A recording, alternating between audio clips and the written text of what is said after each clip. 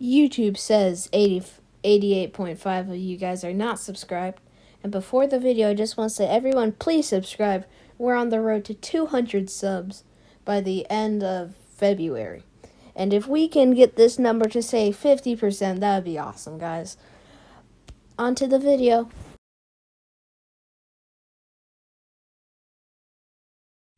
Hello, everyone, and today we are doing What If Deku had Marshadow's abilities, part 2. Major manga spoilers ahead. Unlike every YouTuber ever, we're going into the war arc because I watched one YouTube video. Yay. And that's where we'll be getting part 3 and 4 out of also. The entire war arc so far. Anyway, we'll start it off. So, Marshadow is roaming around because as a vigilante, he can't get much. He only gets food from his friend Shoto, and now he's going to school, so Deku's in a short supply of food, and eventually he thinks to himself, I wonder if villains get good pay. And that's when he sees a bank robbery happen, and he kicks one of the robbers in the face, and then runs away with the money. And then he's like, all the money I wanted. And then Shigaraki appears right in front of him like, Pipsqueak, give me the money and we'll be fine. And Deku turns into his light blue form, and he yells, Shadow Cathedral. And then he jumps at Shigaraki, and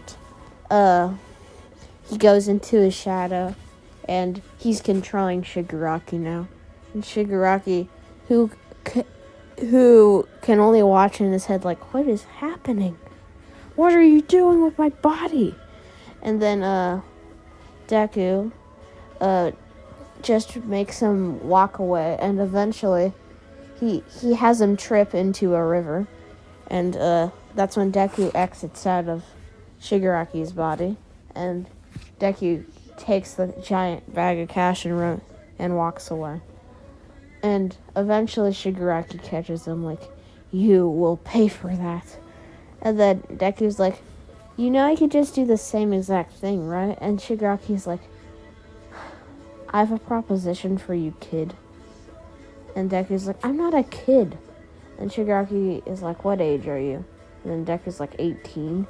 And Shigaraki's like, you are a kid. And then Deku's like, well, what did you want anyway? And Shigaraki's like, how does being a villain appease to you? And Deku's like, do you guys pay? And Shigaraki's like, what do you mean pay? Is that why you're doing this? And Deku's like, yeah, I'm kind of short on cash right now. And if I could get some money, that'd be pretty sick. And Shigaraki smirks to himself like, oh, so it's one of these people. Then Shigaraki asks, what's your quirk, kid? And Deku's like, I can go into somebody's body, control their shadow, control their movements. But while I'm doing that, my actual body is my normal body is actually just nowhere to be found. And I can use shadow powers. Like, when I use my ultimate move, I get improved endurance, strength, speed, and durability. And I can use shadow powers like a shadow ball, which is a ball of energy with dark matter, and it'll do some good damage. And Shigaraki's like, interesting. You feel like you could make the main cast. And Deku's like, could I? Shigaraki's like, I don't doubt it. Do you accept? And Deku's like, fine. But I'm only in here for a short time, and I don't want to do anything substantial. And Shigaraki's like, well, you're gonna have to do something. Deku's like, whatever. Then they go to the base, and that happens. And a month later, the fight with the Meta Liberation Army happens. And after that fight, Shigaraki and the League of Villains get 100,000 soldiers. But Shigaraki wasn't actually there. He was going through immense procedures to get his body ready for to get out of the capsule and have all for one. So while he's resting in his capsule, Kirogiri is captured. And the heroes take him to Tartarus prison, where Shirakumo, Aizawa's friend from UA that died, breaks out of his Nomu programming and tells them the location of the doctor. And the next, like a week later, the heroes are launching a mass raid. They're attacking all of their bases. Their main one is with Endeavor and a good amount of pro heroes on the Jaku Hospital. And they go in and they start walking around before they see the doctor, and the doctor's like, no, it can't be you. And then he is tripped up by the Aizawa's binding cloth, and Aizawa uses his quirk erasure, and the doctor starts to melt, basically. And he is actually super old. He's past recovery date. He actually had a secret quirk that would double his age. Well, like, double his youth in his age. So, eventually, that doctor is taken out, but it melts away, and they realize it's one of Twice's clones, and then they keep running. And Deku, being in the building right now, next to the doctor, is like, so is Shigaraki gonna be out soon? And then the doctor's like, not for about a month. Why? And Deku is like, well, there's some pro heroes raiding the building. And then the doctor looks at him like, don't joke to me about that, kid. And Deku's like, I'm serious, look at the cameras. Then he shows them him, like, and the doctor releases some Nomu to keep them occupied. Then Deku's like, I'll guard you, doctor. And then eventually Mirako gets through the giant blockade of walls and eventually gets to them. And Deku immediately uses a shadow punch and launches her back. And then Deku hears stomping behind him. The doctor's like, I got you, kid. And then he sees it's 5 high-end Nomu. And they all had really strong quirks. One was like an elephant. One had laser eyes even.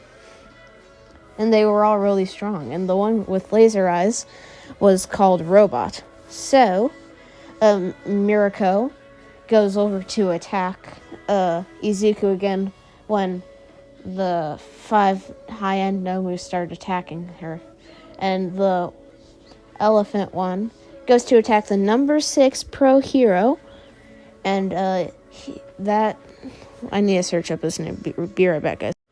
The number 6 pro hero, Crust, uses his ultimate move and makes 2 giant shields, which really hurt the massive Nomu. And while that's happening, And we switch over to the other raids, and the main one being on this giant mansion. You can picture that like you can, guys. I'll get a picture of that on screen. The main attack being on this mansion. So with most of Class 1A being just tricked and said this was just one of the trips on their mandatory hero recruitment, and they were basically being rushed into a war. And Shota Aizawa commented before this, well, not on the video, but like in the manga, he'd commented that it was kind of dumb how they're just fooling kids into going into a war. So Kaminari and Tokoyami and all the other heroes on the front lines and most of Class 1A in the back. Oh yeah, guys, I want to point out, after the Meta Liberation Army thing, that's the Endeavor recruitment agency arc with Deku, Bakugo, and Todoroki. Okay, back to the story. Deku, the pro heroes start attacking the building, and that's when a villain, a super cocky one with an electric quirk, is about to use his electricity. That's when Kaminari absorbs all 1 million volts and subsequently defeating the villain. And yeah, that happens. And all while that's happening, inside, actually, of the Gunga Mountain Villa, Hawks is confronting Twice. And that's when Twice is like, tricked again. And then he uses his ultimate move, Sad Man's Parade, and continually makes clones while Hawks destroys them. And eventually pins Twice to the ground with the intent to kill. And right as he says, I won't let sentiment trip me up. And then right as he's about to stab Twice, Dobby bursts into the room with a torrent of flames, and Hawks dives out of the way with Twice, the man who he was just about to kill, and Dobby steps on his head, breaking his visor, and says, "Looks like sentiment tripped you up after all, hero." And all while this is happening, there is a basement in the villain mansion where Gigantomachia is being stored, and they're all waiting for orders. And that's where all... And eventually the heroes make it into the building, and now they're attacking the villains underneath. And Tamaki, Kaigo, uses all of his animal quirks to block up the villains from one entranceway, even shooting some pineapples while galloping like a horse. Awesome. And Tokoyami also comes in from the other exit and uses Dark Shadow. But this isn't no regular Dark Shadow. This is the Dark Shadow. This is the strong one we see in Season 3 in the Forest Training Camp arc. And, spoiler warning, he uses his new move called Ragnarok. And, it's ravaging through the villains. Back to Hawks' thing. He dodges out of the way again. And Twice gets out of the way and yells to Dobby to flame him again, and he shoots Hawks out of the window.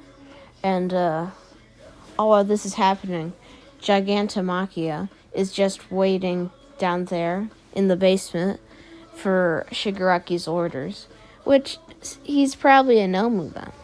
Well, it's not confirmed, but probably is. So, that happens, and okay, I got the events in order. So, eventually, back with Hawks, he actually comes right as Twice is about to get out of the door to go save his friends. Hawks comes right in front of him with a sword, and Twice sends a clone off to go to see if Toga and Compressor still arrive, and Hawks eventually, when Twice is down, gets behind Twice and stabs him with his feather sword. And as this is happening, the Twice clone meets Toga, and they seem happy to see each other. But that's when the Twice clone rubs the handkerchief that Toga gave to him on season 4, and since it's only a clone, it just smudges on her face. But it's really sad for Toga, and as Twice is dying in real time, the clone is dying, and it's slowly melting away. And the Twice clone says, I'm so sorry, Toga. I'm sorry for everything. And then it melts away. And Twice just thinks to himself, I was with them all this way. And Twice is officially dead. That's where I'll be leaving off part 2, guys. I know there wasn't a bunch of Deku in this one, but there's a lot to cover in this new war arc, and I don't want to miss details that are helpful to the story. So, this is Aizawa's Cat, signing off. Bye-bye.